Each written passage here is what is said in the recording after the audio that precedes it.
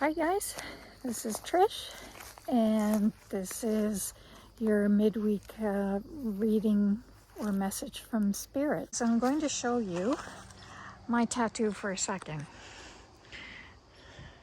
So do you see this butterfly slash moth?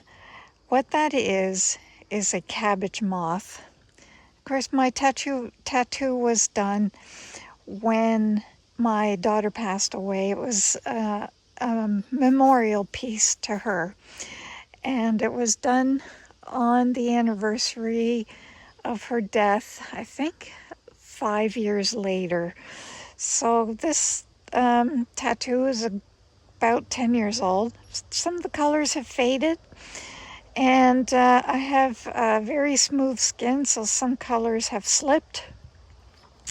I don't plan on touching it up, but that is a cabbage moth. So if you want to look that up, it's a white moth. If you don't know what that is, it's a white moth. They have little dots on them. And the story behind me putting the white moth on my arm as a tattoo is because shortly after my daughter passed away, I went to her gravesite, and there was a white cabbage moth that was just flittering around me. And I just felt very strongly it was my daughter's spirit. And when we got in the car to leave, the moth flew beside the car, because you can't drive fast in a cemetery. The moth was flying with us to almost the end of to the entrance to the cemetery. And I just really felt, it felt like my daughter's spirit for sure. And it made me both sad and comforted at the same time. So, fast forward. Today, I always go for a walk at work. I take a walk on my break time. And today I felt compelled to go for my second walk on my lunch hour, because it's just beautiful out. It's still very warm. But I just didn't want to stay inside, so I went for a second walk.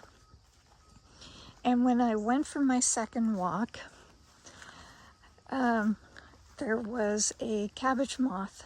Now, I know cabbage moths are a dime a dozen, but there was this one particular cabbage moth that was just flying all around me, so close to me that I had to stop walking, because it was like he was trying to block my way.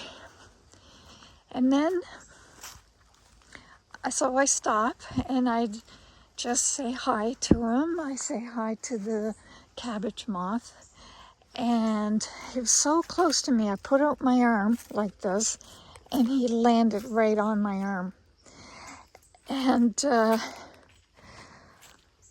was just so, I can't describe the words. I felt like it was my daughter's spirit, but it was also a message. It was a message to me specifically, but also a message in general. So I had to walk with my arm out like this. And then I just stopped, and I was talking to the moth, and I said, "Hi, Alicia." That's my daughter's name.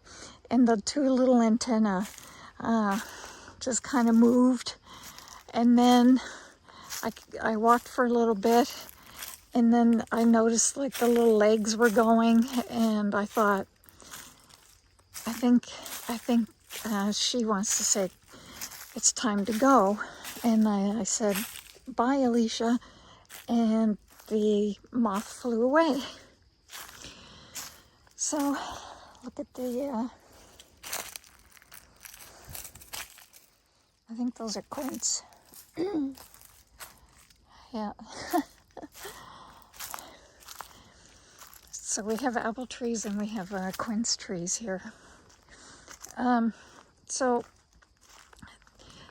anyway, so I knew that that was my daughter's spirit, but I also felt it was a combination of things, because today, well, first I'll tell you what I believe the meaning is to be, generally speaking, that I want to share with you guys.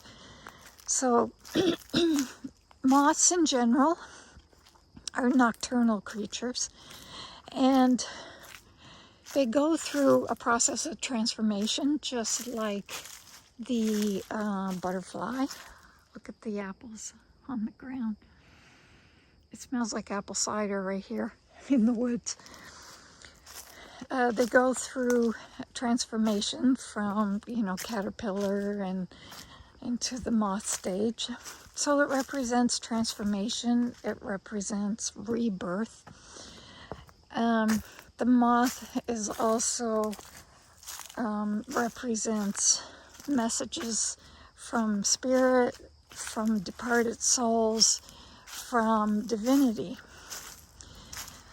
And the white moth, because the cabbage moth is white, a white moth means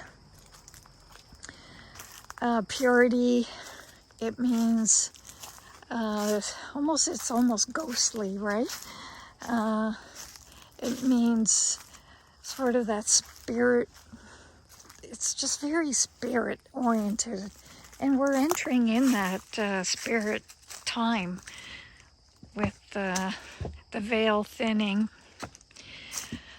And the moth also generally means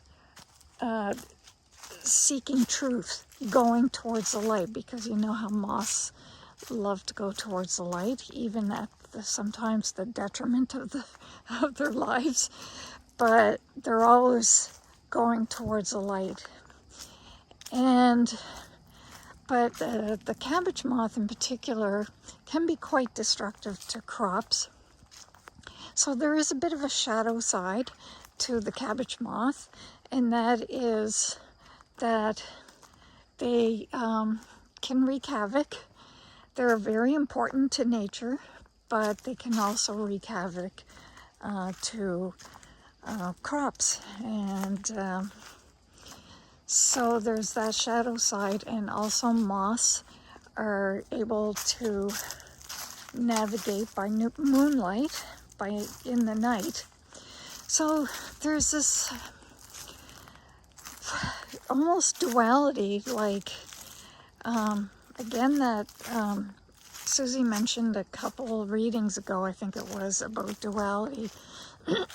And the moth, I think we're still in that duality right now, because the moth is seeking truth and seeking the light, but it's also has to, I think the message is, it's telling us to look at our shadow selves, but to also not be afraid to navigate in the darkness. That little moth is telling us,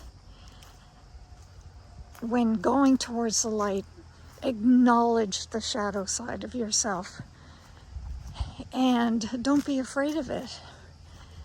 And when you're in darkness, go towards the light, but don't be afraid of the darkness either. I think that's the message of the moth, and I hope that that's helpful for you midweek.